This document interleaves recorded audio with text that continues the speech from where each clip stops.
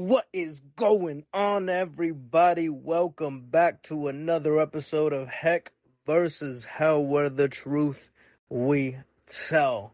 Hello and welcome to all you new and veteran listeners, my FDS soldiers, my RDDC familians. Y'all know who you are. And everybody new who is now a part of the familian family in family. Welcome. Hope you're having a blessed day. Hope you're having a good one. Check us out always for any new updates of what we are doing. And I had a rollout that I was supposed to do, but I think, you know what? I think I'll pause it really quick. I'll just tell you, your story has some blessings within it. I'll put it that way, as a prelude of what it is that we're going to be rolling out. But this is a really deep conversation, jumping right into it, because this is actually a part of, if you've been listening from the beginning, or even listened before there was a Heck versus Hell, because I think we had a couple episodes before I officially had the first episode of Heck versus Hell. I think Lex and I had a episode or two.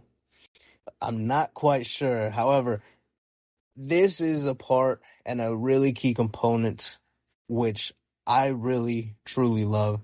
Of course, I love Heck vs. Hell, but there is a baby that was before Heck vs. Hell, and that is Soul Ties.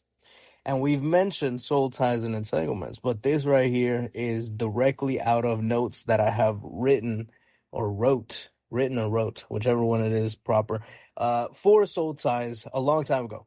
Back, what was it? Well, not that long. It was like 3.5 years ago, 4 years ago, something around those lines. Anyways, it is something that I really, really love, and I was very passionate about it, but it is a deeper understanding, and we will be putting it in a more of a structure so it could be utilized properly to help grow, right? Because obviously that's the whole main purpose and intention of these episodes, but we want to structure it in a manner to where everything is in chronological order of how you should proceed with your walk with God. So it's going to be very packaged up really nicely, really awesome. But I did want to talk about this one specifically because there was certain verses that I wanted to go over.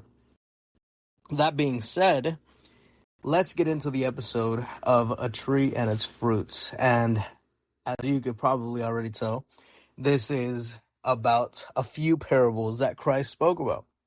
One of the main ones being, of course, Luke chapter 6, verse 43 through 45. Okay? And I want to bring this up, and it came to me to use this one as the next episode to say it. But I'll read it right now for you. That is, again, Luke chapter 6, verse 43 through 45. And this is essentially one of the portions of the Beatitudes, right? This is in Luke, but it's still the Beatitudes. It's when he's doing that teaching on Mount Olive. I think it's Mount Olive, okay? Don't correct me if I'm wrong. Just let me be wrong by myself.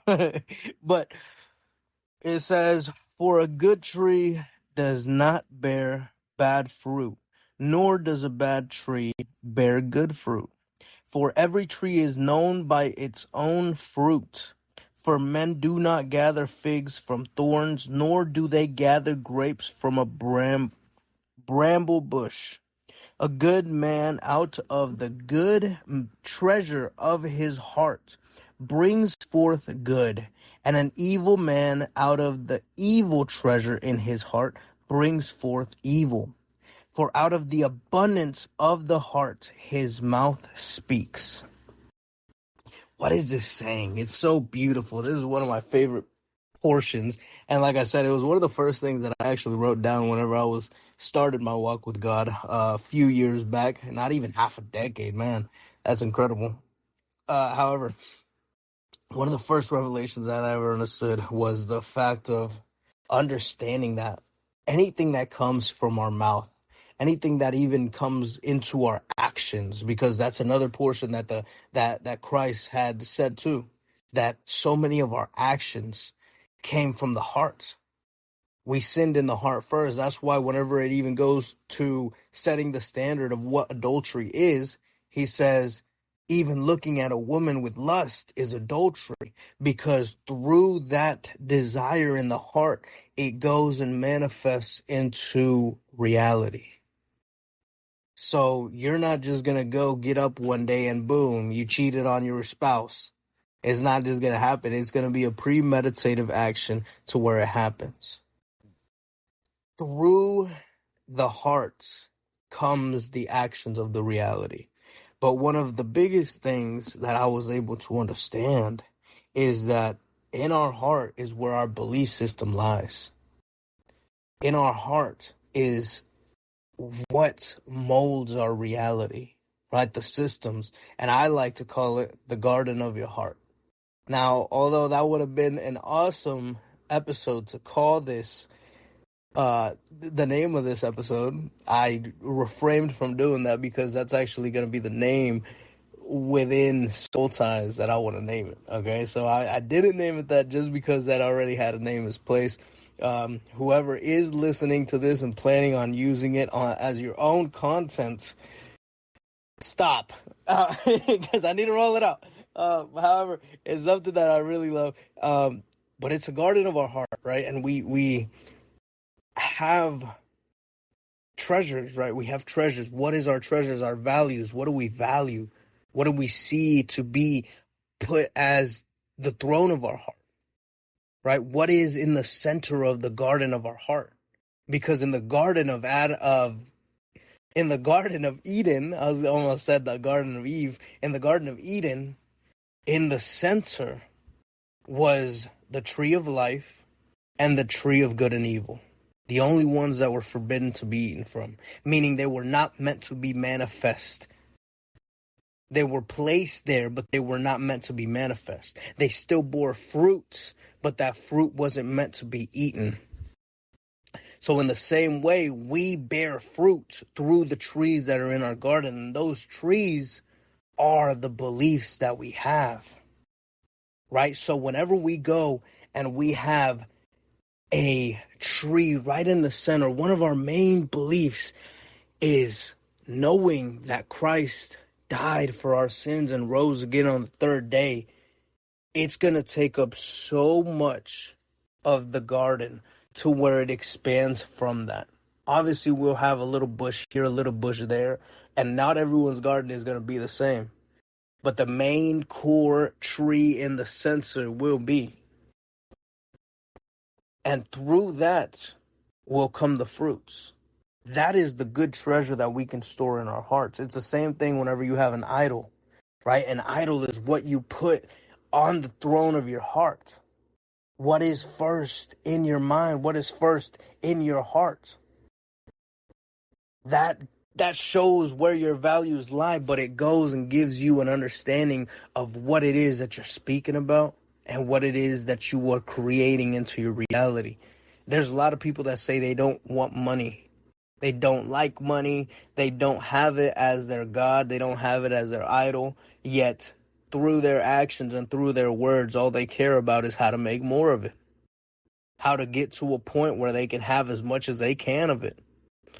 I understand there's different things that come from financial freedom, and hey, there's some things that look similar, right? That's where we also get wheat and the tares, that parable. But it's through actually seeing and inspecting the fruit that we're able to see what it is, because there's some poison berries that look just like edible berries that are the most delicious thing you've ever seen in the world, although you don't know what it is until you bite it. So you must inspect the fruits in order to understand what kind of bush it really is, because there's things that look to be good, yet it is just covered and looks similar to something that is good. It doesn't mean that it is. That's where the inspection of fruits has to take place. Now, so many Christians, quote unquote, say that we're not to judge, right? Don't judge. That's one of the biggest things. Oh, well, we shouldn't judge because we're not God. Absolutely, we are not God. We are a piece of God. We are a portion of God. We are an expression of God, but we are not the direct God Almighty that makes the decisions himself, because we are still in this flesh and we make mistakes. We don't have the mental capacity to be omniscient, omnipotent, and omnisentient. So, that being said, no, we are not God, but we are still expressions of God. And it says, through the measure that you judge, you will be judged. If you condemn, you will be condemned. It's using your own ration. And in the same way, actually, right before he talked about these trees in verse 42, it says, or how can you say to a brother, brother, let me remove the speck that is in your eye, when you yourself do not see the plank that is in your own eye? Hypocrites. First, remove the plank from your own eye, and then you will see clearly to remove the speck that is in your brother's eye. Meaning, it's not saying, hey, don't be hypocritical and don't judge because you got your own sins too. It says, no, clean that out.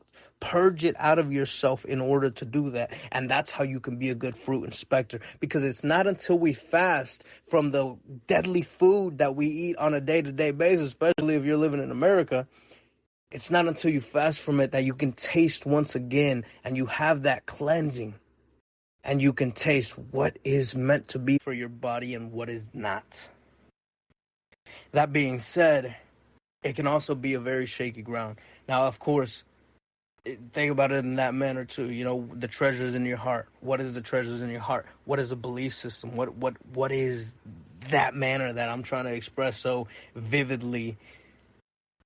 It can be seen in so many different ways. Even if you look at yourself, and I've used this analogy over and over, as not worthy, right? That is a bush in your heart. That is a tree in your heart that you just keep feeding and feeding. What is the fruits of that?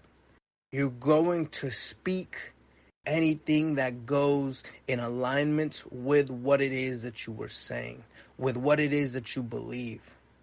And it's just like the cycle of life, because if you pay attention, and this is where we go into the other parable, but if you pay attention, the fruit goes and it bears, but it creates seeds as well, and that seed is replanted. So you're expanding that false belief or any belief that you have in your garden, the more that you have it there. And that's also the next parable that I want to go to, because when I said it's shaky ground, it's very shaky ground, because Christ also said if you have faith the size of a mustard seed, you can tell that mountain move and it'll move.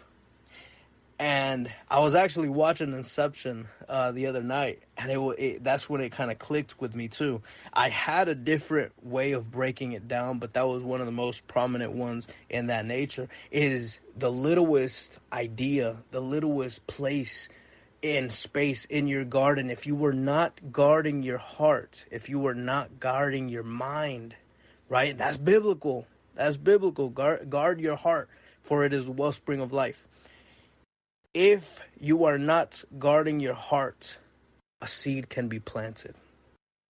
Even in the parable that Christ said, where the evil one came in the night and planted tares alongside the wheat, it shows that your garden can be vulnerable if you are not guarding it. So in that manner, through that one seed that is planted, in the positive and negative, whatever it is, through your watering, it will go and turn into something so massive, so strong that it can withstand any storm. And it becomes such a firm foundation within your belief system, within the garden of your heart, to where its fruit will be all over, and it becomes a center point of your life. That is the consequences of not guarding your heart. And that is also the cycle of what can happen through allowing a cultivation of bad seeds being planted. Now, I want to end it off there just so you can get an understanding. Just so you can get a little teaser, because the full one is a lot longer, but it does have a lot to do with this. And I think it's just a phenomenal understanding and breakdown of it. I want to see how many people should go and make this their own, put their own twist on it. It's awesome.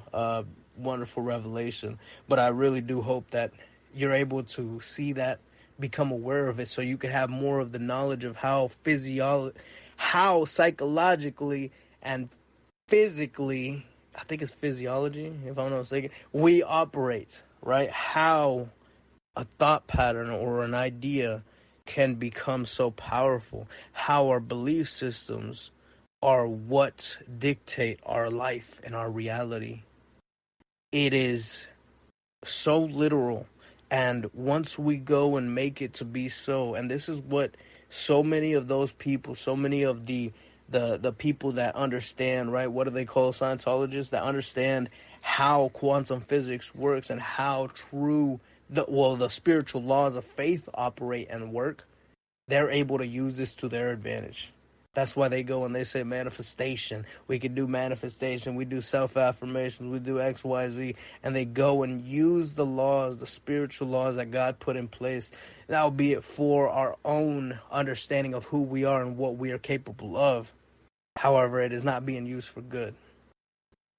So becoming more aware of these things and these situations, these circumstances, and the spiritual laws that are in place and that were forewritten before our time, that is super powerful and super key to what we must do and what we must accomplish. Therefore, we can form the reality and help get us aligned in the mind of God, in the will of God. That way we can do our greatest mission and fulfill our greatest purpose. I love you all. I hope you have a blessed one. And as always, we will catch you on the flip side.